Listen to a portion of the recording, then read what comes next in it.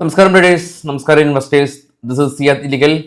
അങ്ങനെ നിഫ്റ്റി കഴിഞ്ഞ 5 വർഷത്തിലുണ്ടാക്കിയ ഏറ്റവും വേഴ്സ്റ്റ് ആയിട്ടുള്ള ഒരു വീക്കിലി എക്സ്പയറി. അതുമാത്രമല്ല, കണ്ടിന്യൂസ് 6 വീക്കാണ് നിഫ്റ്റി റെഡിൽ ക്ലോസ് ചെയ്തിട്ടുള്ളത്. ഇന്നലെ നിഫ്റ്റിയുടെ എക്സ്പയറി ആയിരുന്നു. അവസാന 1 അവറിൽ ഉണ്ടാക്കിയ 300 പോയിന്റ് അതേപോലെ തന്നെ ഫോളോ ചെയ്തൊരു കാഴ്ചയാണ് ഇന്ന് നമ്മൾ കണ്ടത്.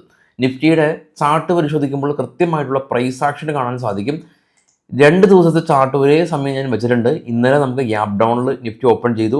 24,350 സപ്പോർട്ട് എടുത്തു. നിഫ്റ്റി അവസാന 1 അവറിൽ പറന്നു 24,640.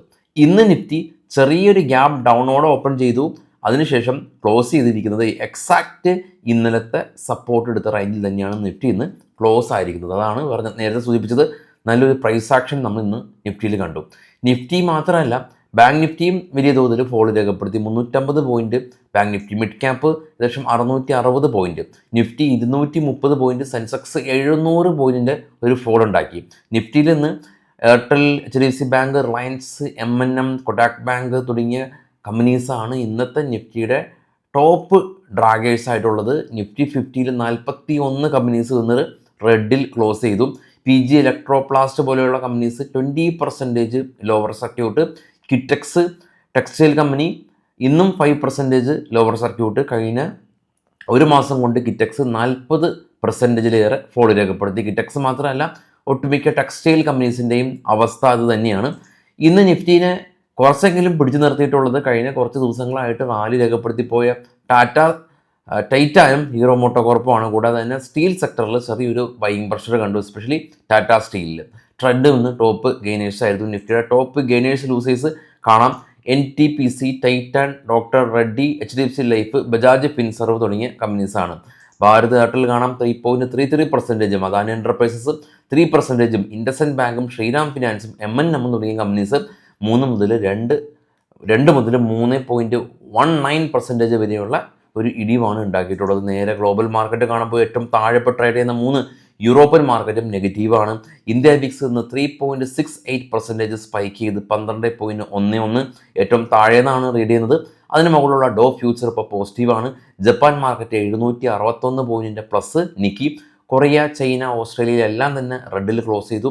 മൊത്തത്തിൽ ഗ്ലോബലി നോക്കുകയാണെങ്കിലും ഒരു നെഗറ്റീവ് സെൻറ്റിമെൻറ്റ്സ് കാണാൻ സാധിക്കും. ഇന്ന് ഒരുപാട് ഇൻഡെക്സ് ഹെവി വെയ്റ്റ് അവസാന ബാച്ചിലുള്ള കമ്പനീസിൻ്റെ റിസൾട്ട് വന്നിരുന്നു. ടാറ്റ മോട്ടേഴ്സും SBI പോലെയുള്ള കമ്പനീസിൻ്റെ റിസൾട്ട്.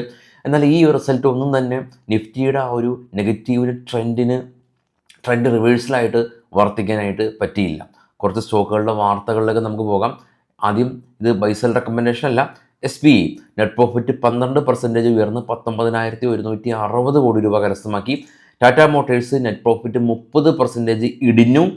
5,643 നിന്ന് 3,924 കോടി രൂപയിലേക്ക് ഇടിഞ്ഞു. പവർമെക്ക് 60 നിന്ന് 52 കോടി രൂപയിലേക്ക് ഇടിഞ്ഞു. വോൾട്ടാസ് 334 നിന്ന് 140 കോടി രൂപയിലേക്ക് ഇടിഞ്ഞു. മണപ്പുറം നെറ്റ് പ്രോഫിറ്റ് 75% ഇടിഞ്ഞ് 138 കോടി രൂപ. ഗ്രാസിൻ 52 കോടി രൂപ നഷ്ടമുണ്ടാക്കിയത് കഴിഞ്ഞ തവണ.